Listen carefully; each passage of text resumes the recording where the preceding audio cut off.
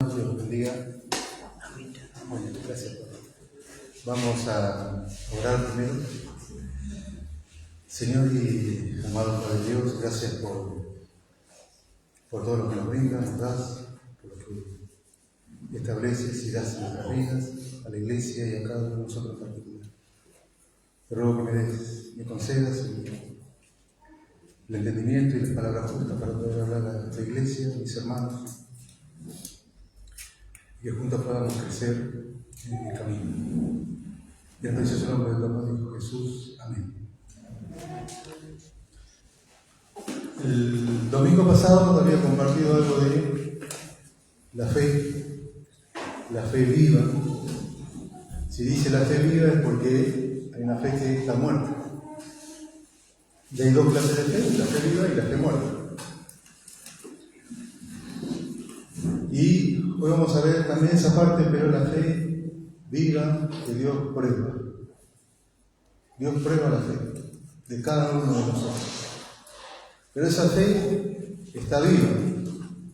Esta fe viva es una fe que crece, está como quien dice en movimiento, no es una fe que está estática y no hace nada.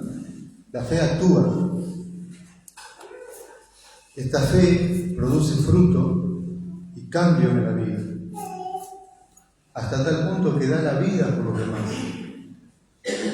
No es una fe ahí nomás, pero va creciendo.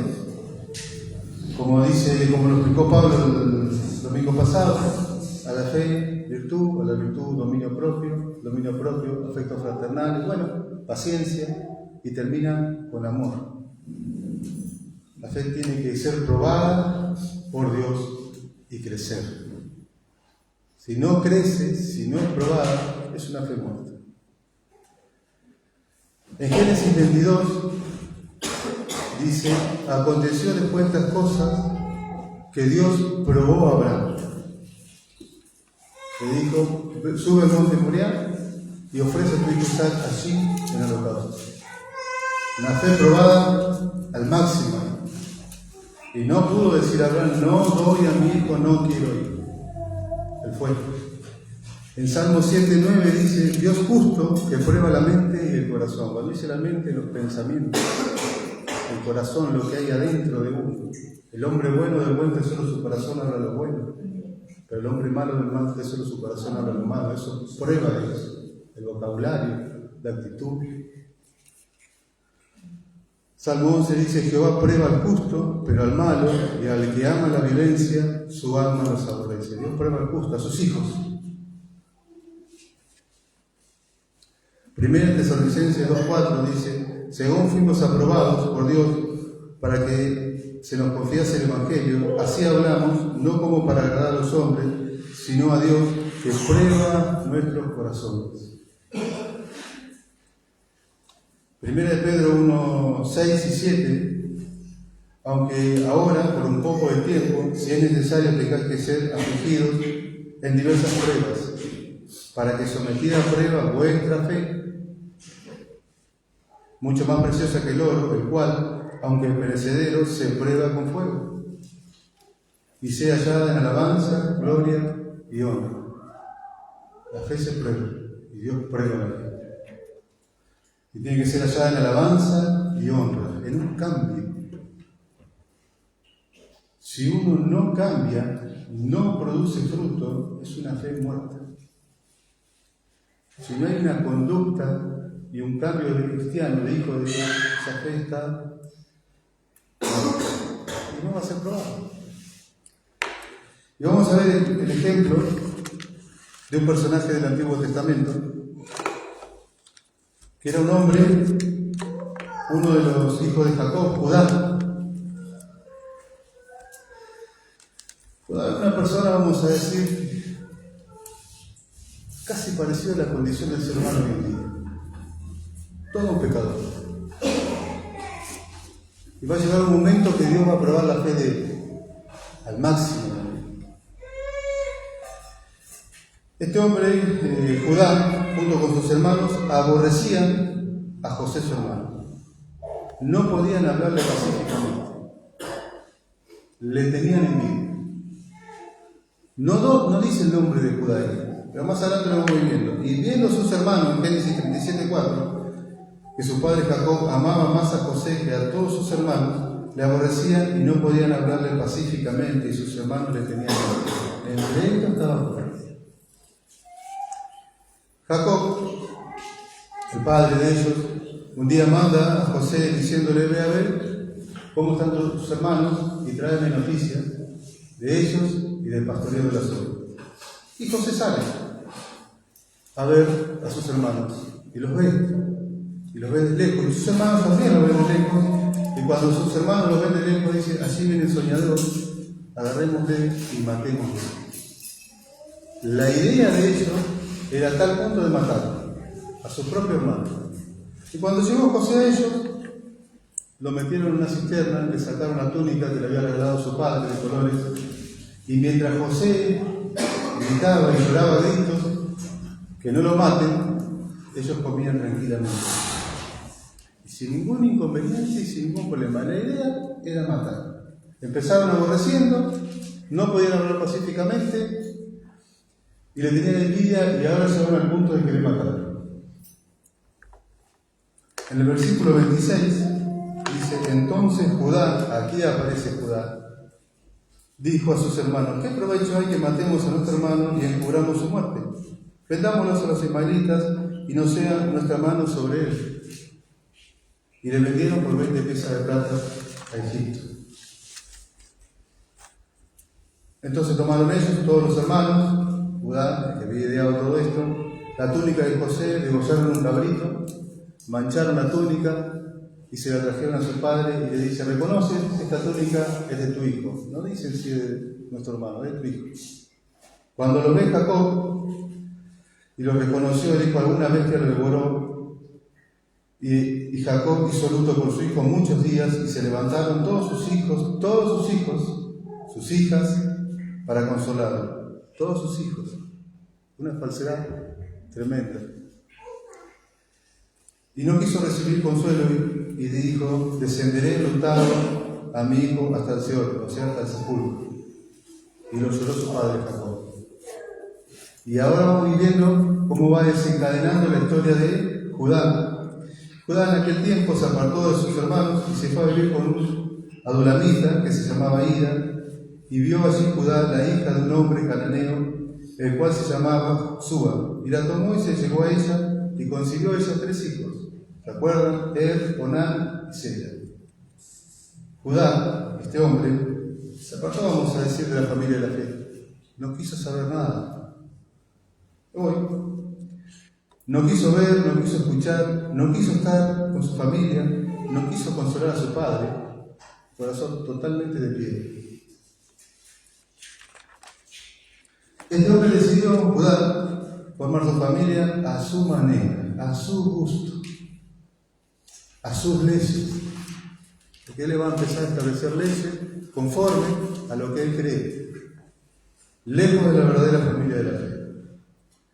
De sus 3 hijos que él tuvo, Onán y Sela, Judá tomó mujer para su primogénito, su primogénito de Judá, y Judá, dice su primogénito, fue malo ante los ojos de Jehová, y Jehová le quitó la vida. No nos dice el por qué le quitó la vida al primer hijo, pero dice que fue malo. Entonces Judá toma a su otro hijo y le dice: levanta descendencia de tu hermano. Y Onán, para no levantar descendencia, vertía en tierra, porque su intención era quedarse con la primogenitura de su padre y dejar mal a Tamar. Pero dice: desagradó a los ojos de Jehová lo que hacía, y a él también le quitó la vida. Y dijo Judá a Tamar: quédate en la casa de tu padre, no sea que le acontezca algo a mi otro hijo. O sea que la pérdida de sus 2 hijos primeros era la culpa de Tamar. Es fácil establecer leyes y culpar al otro. El otro tiene la culpa. Andate y quédate con tu padre ya. Pasado el tiempo de estas cosas, muere la esposa de Judá, y Judá se empezó a consolar. Se consoló y se fue a trasquilar las ovejas con su amigo Hira. Se fueron juntos y fue dado aviso a Tamar, que le había dicho él que quédate allá. sube, dice, tu suegro sube a trasquilar ovejas, y Tamar se cubre su rostro con el velo y se viste de consagrada a la diosa Astarte y se sienta junto al camino de Timnat. La Reina Valera dice prostituta, pero es consagrada. La palabra es consagrada. Una vez al año, las mujeres que eran consagradas a Astarte, una diosa, iban al templo, tenían relaciones sexuales, se ponían junto al camino y pasaban los hombres por ahí, ¿puedo llegar a ti? Y ellas decían sí, y ellos les daban una ofrenda, iban al templo, frente a la diosa, dejaban la ofrenda y tenían relaciones. Esto es lo que ideó Tamar. Y dice que cuando la vio Judá se apartó del camino y la tuvo por consagrar a la diosa Astarte y le dijo, déjame llegarme a ti, pues no sabía que era su nuera Tamar. Y ella dijo, ¿qué me darás a cambio por llevarte a mí? Él respondió, te enviaré un cabrito. Y ella dijo, dame una prenda. Y Judá le dio el sello, el cordón y el báculo. Y se llegó a ella y ella concibió de él. Al cabo de 3 meses se da noticia a Judá que Tamar tu nuera ha fornicado y está encinta a causa de las fornicaciones. Y Judá dijo, sáquenla y sea quemada. Ahí ya empieza un juez sin misericordia a establecer las leyes. Que él empezó cuando salió de su casa. Sáquenla y que sean quemadas. No tuvo misericordia de esta chica y del niño que llevaba dentro. Hoy en día también es casi parecido. El ser humano establece las leyes conforme a lo que quiere escuchar. Y no le interesa si van a matar a un niño o a una mujer. Cuando dice 3 meses me acordé yo de la hija de mi señora. Ella está embarazada de 3 meses, justo de 3 meses. Y fue a hacerse una ecografía. Y antes de la ecografía comió un chocolate. Cuando le hacen la ecografía, el niño que está dentro se chupa el dedo. El dedo gordo. Y digo el dedo gordo porque están todos los otros dedos formados. El brazo, el codo, las piernas, los ojos, la nariz, la boca. Este hombre iba a quitarle la vida a un niño así. Entonces, Tamar dice que manda a decir de quién son el cordón, el hilo, el cordón, el báculo y el bastón es de quien estoy embarazada. Ni siquiera echó la culpa, dijo, preséntenlo a Judá. Entonces Judá lo reconoció y dijo, más justa es ella que yo. En ese momento, en ese instante, Judá es convencido del pecado, por cuanto no creía en el nacimiento en Cristo, en el Mesías. El Espíritu Santo, dice el Señor Jesucristo, cuando Él venga y convencerá al mundo del pecado por cuanto no creen en mí. En aquel momento, Judá no creía en la simiente que iba a venir, en el Mesías. Estaba en la misma condición que todo ser humano hoy en día. Y como dice la palabra, dice que en otro tiempo nosotros como Judá éramos insensatos, rebeldes, extraviados, esclavos de concupiscencia, viviendo en deleites diversos, en malicia, envidioso, aborrecible y aborreciendo a los demás. Pero cuando se manifestó la gracia de nuestro Señor Jesucristo, cambió. Pensamos que era un hombre aborrecido, que aborrecía a los demás, no hablaba pacíficamente, quería matar y formó su familia a su manera y con sus leyes. El Nuevo Testamento nos trae claridad de esto, de la condición de Judá y la condición de cada uno de nosotros y de cada ser humano. En Romanos 3:10 dice, como está escrito, no hay justo ni uno. No era ningún justo. No hay quien entienda, nunca entendió nada. No hay quien busque a Dios, nunca buscó a Dios. Todos se desviaron, a una se hicieron inútiles. No hay quien haga lo bueno, no hay ni siquiera uno. Con su lengua engañan, como hizo hacía Judá a su padre. Veneno de víboras hay debajo de sus labios, culpó a Tamar. culpa es tuya. No conocieron camino de paz, sino querían matar. No hay temor de Dios delante de sus ojos. Están, como dice Efesios 2:12, sin esperanza y sin Dios en el mundo, muertos en sus delitos y pecados. Esa es la condición de Judá en aquel entonces, y tenemos la realidad de todos nosotros. En Hechos, Dios concede dos cosas, vamos a ver: el arrepentimiento y la fe. En Hechos 11:18, de manera que también a los gentiles ha concedido, otra versión dice, ha brindado Dios arrepentimiento por convencimiento del Espíritu Santo y fe.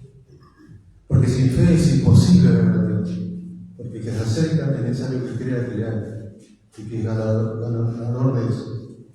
Judá no creía en Dios.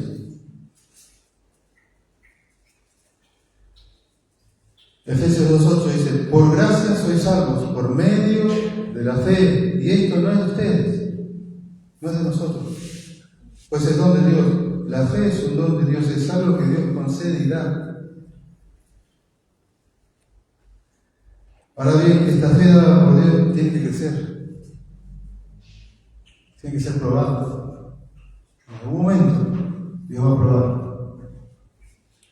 Esta fe, a la verdad, es como un grano de mostaza, dice, de la más pequeña de las semillas, pero cuando crece se hace algo grandísimo, y vienen las aves de los cielos y anidan en ello.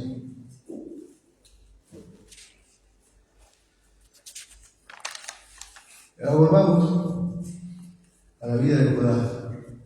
Vemos como el Nuevo Testamento nos trae la condición de Judá y la condición nuestra. Y como Dios le brindó, le concedió que se arrepintiera, y él en ese momento dice: más justa es ella que yo. Vamos a ver el cambio de este hombre. Recordemos por aquel entonces que José era gobernador de Egipto y había hambre en la tierra. Y Jacob manda a sus hijos a buscar alimento a Egipto. Y cuando llegan a Egipto, José los reconoce, pero ellos no. Y dice que José le habla ásperamente. Y le entra a preguntar por la familia, por el padre, por los hermanos. Tenemos un padre, es anciano, dicen ellos. Nosotros somos hombres honrados. Se presentan como hombres honrados. Y José les vende, les da el alimento, el trigo, y le dice: si no traen a vuestro hermano menor, no van a ver mi rostro, no van a tener alimento. Y se van, ellos. Y llegan a la casa, a su casa, a la casa de su padre Jacob, y contaron todo lo sucedido en Egipto, y Jacob se niega a enviar a Benjamín, su hijo menor, el más pequeño de él. Dice: no, contra mí son todas las cosas. Dice: José no parece, alguna fiera lo devoró. Simeón quedó allá, preso en Egipto, y quieren llevar a Benjamín. Y recordemos que Simeón y Leví fueron los que mataron al que había violado a su hermana Dina. Mataron a toda una ciudad. Estaba preso.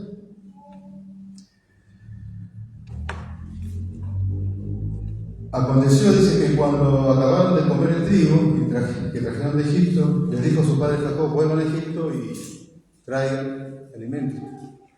Y responde Judá. Aquí aparece Judá, el que se había ido de la familia, el que no estaba con sus hermanos, ahora apareció. Y dice Judá que el varón nos protestó con ánimo resuelto, diciendo: no veréis mi rostro si no traéis a vuestro hermano con vosotros. Y Jacob se niega a enviar a Benjamín con sus hermanos. Vuelve a interceder Judá. Y entonces Judá le dice: dijo Jacob su padre: envía al joven conmigo, y nos levantaremos e iremos, a fin de que vivamos y no muramos nosotros, y tú, y nuestros hijos, y nuestros niños. Yo respondo por él. A mí me pedirás cuenta. ¿Se acuerdan de Pablo cuando habla de Onésimo? Si algo te debe, ponlo en mi cuenta. Si yo no te vuelvo a traer, y si no lo pongo delante de ti, seré para ti el culpable para siempre. ¿Qué pasó con usted? Un hombre que aborrecía, no podía hablar pacíficamente, no quería ver a su padre, ahora está preocupado por su padre, por los niños, e intercede por Benjamín, y a mí me pedirá cuenta. Un corazón totalmente cambiado, plenamente cambiado.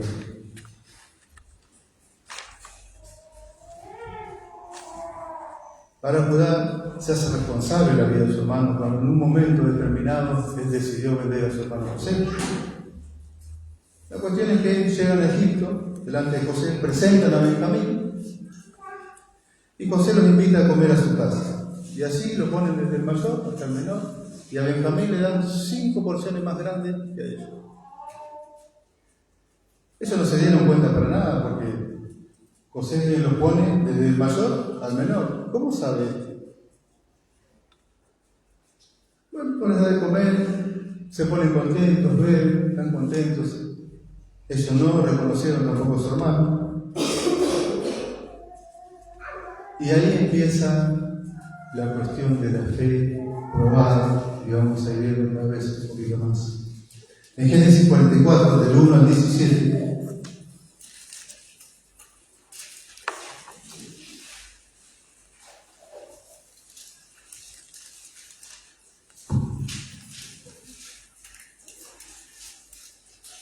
dice José: mandó José al mayordomo de su casa diciendo: llena de alimento los costales de estos varones cuanto puedan llevar, y pon el dinero de cada uno en la boca de su costal, y pondrás mi copa, la copa de plata, en la boca del costal del menor, con el dinero de su trigo. Y él hizo como dijo José. De día a la mañana los hombres fueron despedidos con sus asnos, y habiendo salido ellos de la ciudad de la que aún no se habían alejado, dijo José a su mayordomo: levántate y sigue a estos hombres, y cuando los alcances, diles: ¿por qué habéis vuelto mal por bien? ¿Por qué habéis robado mi copa de plata?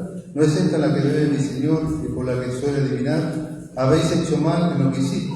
Y cuando él los alcanzó, le dijo estas palabras, y ellos respondieron: ¿por qué dice nuestro señor tales cosas? Nunca tal haga tu siervo. Y aquel dinero que hallamos en la boca de nuestros costales, te lo volvimos a traer desde la tierra de Canaán. ¿Cómo pues habíamos de hurtar la casa de tu señor plata y oro? Aquel de tu siervo, en quien fuera ya la copa, que muera. Y aún nosotros seremos siervos de mi señor. Recordemos que ellos se habían presentado como hombres honrados. Habían cambiado, pero José no sabía. Pero el resabio y el viejo hombre por ahí aparece, y muy exageradamente dijeron que mueran. No era necesario. El mayordomo le dice: también ahora sea conforme a vuestras palabras, aquel en quien se hallare será mi siervo, y vosotros seréis sin culpa. Ellos entonces se dieron prisa y derribaron cada uno su costal en tierra, abrió cada cual el costal suyo, y buscó desde el mayor comenzó y acabó en el menor. Y la copa fue allá en el costal de Benjamín. Entonces ellos regaron sus vestidos, y cargó cada uno su asno, y volvieron a su ciudad. Vemos el cambio.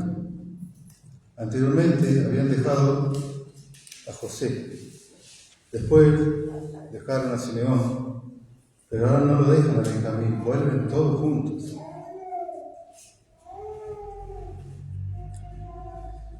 Dice: vino Judá con sus hermanos a casa de José, que aún estaba allí, y se postraron delante de él en tierra. Y les dijo José: ¿qué acción es esta? ¿Qué habéis hecho? ¿No sabéis que un hombre como yo sabe adivinar? Entonces Judá dijo a mi señor: ¿qué diremos a mi señor? ¿Qué hablaremos? ¿Con qué nos justificaremos? Dios ha hallado la maldad de tu siervo. ¿Qué diré? ¿Qué hablaré? ¿Con qué me justificaré? Si Dios halló mi maldad. Dios ya sabe lo que hice. Alcanzó. ¿Y ahora me van a culpar por algo que no hice? ¿Qué problema hay?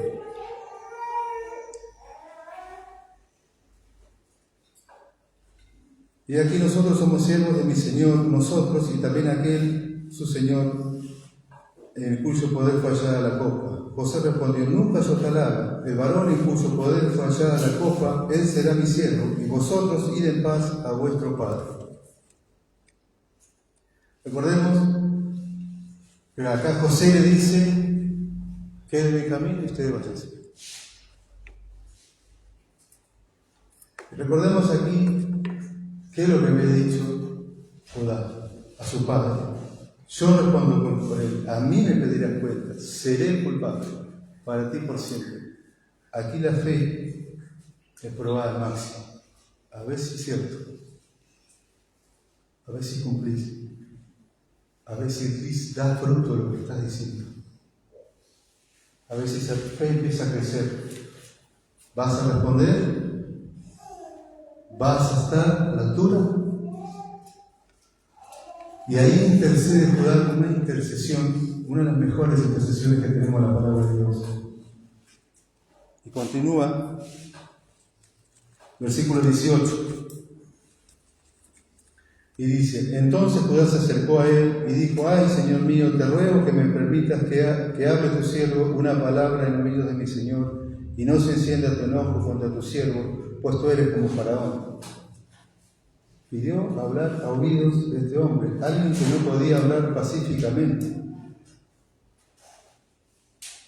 Mi Señor preguntó a tu siervo diciendo, ¿tienes padres o hermanos? Y nosotros respondimos a mi Señor, tenemos un padre anciano y un señor y un hermano joven, pequeño aún, que le nació en su vejez, y un hermano suyo murió, y él solo quedó de los hijos de su madre, y su padre lo ama, y tú dijiste a tu siervo, traédmelo y pondré mis ojos sobre él. Y nosotros dijimos a mi Señor, el joven no puede dejar a su padre, porque si lo dejare su padre morirá.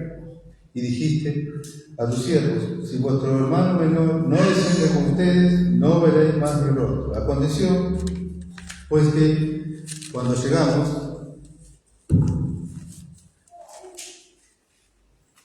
a mi padre, tu siervo, le contamos las palabras de mi Señor, y dijo nuestro padre, volved y compraos un poco de alimento. Y nosotros respondimos, no podemos ir si nuestro padre no va con nosotros. Iremos porque no podemos ver el rostro del varón si no está con nosotros nuestro hermano el menor. Entonces tu siervo, mi padre, nos dijo, vosotros sabéis que 2 hijos me dio mi mujer, y el uno salió de mi presencia, y pienso que de cierto fue despedazado, y hasta ahora no lo he visto.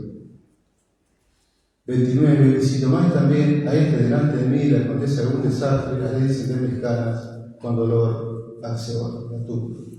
Ahora pues, cuando vuelva yo a tu siervo, mi padre, si el joven no va conmigo, como su vida está ligada a la vida de él, sucederá que cuando no vea al joven morirá. Este hombre que no le interesaba la vida de su padre, ahora sí.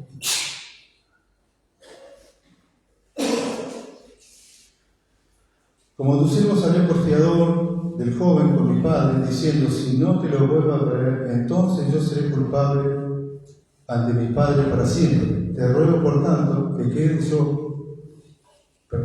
ahora tu siervo en lugar del joven, por siervo de mi Señor, y que el joven vuelva y vaya con sus hermanos. Porque ¿cómo volveré yo a ver a mi padre sin el joven?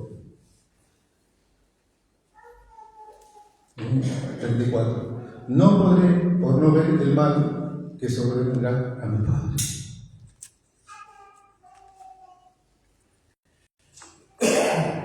La fe probada al máximo.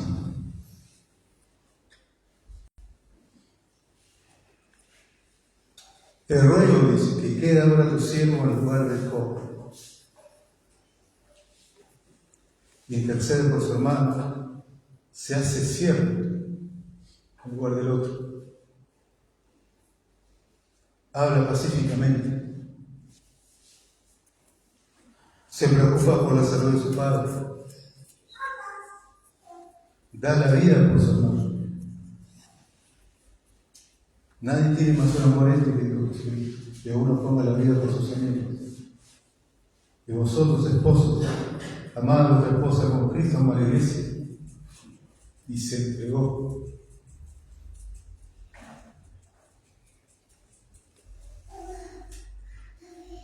Y recordemos que si Judá quedaba como esclavo en Egipto, nunca más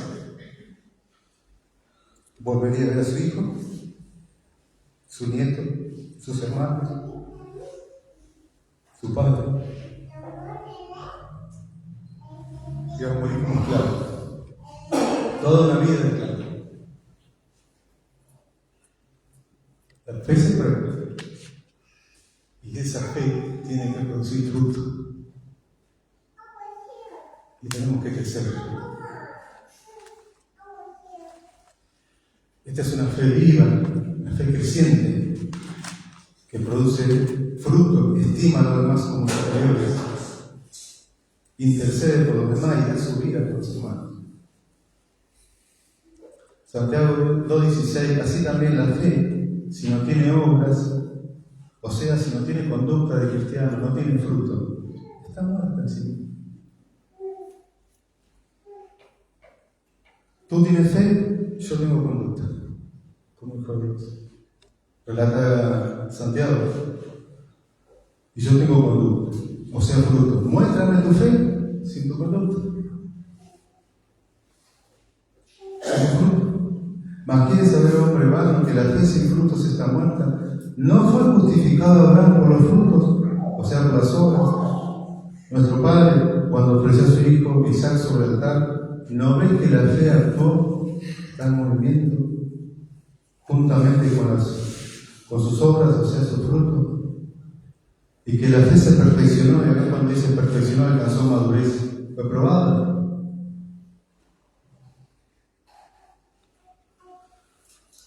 Porque como está escrito, sin espíritu, el cuerpo sin espíritu está muerto, así también la fe, sin obras, sin conducta, sin fruto, está muerta en sí misma. La fe viva es la que crece. La fe muerta es algo que está muerto, no puede producir nada. Y si no produce nada, te tengo que decir que estás muerto en tus delitos y pecados y si necesitas reconciliarte con Dios.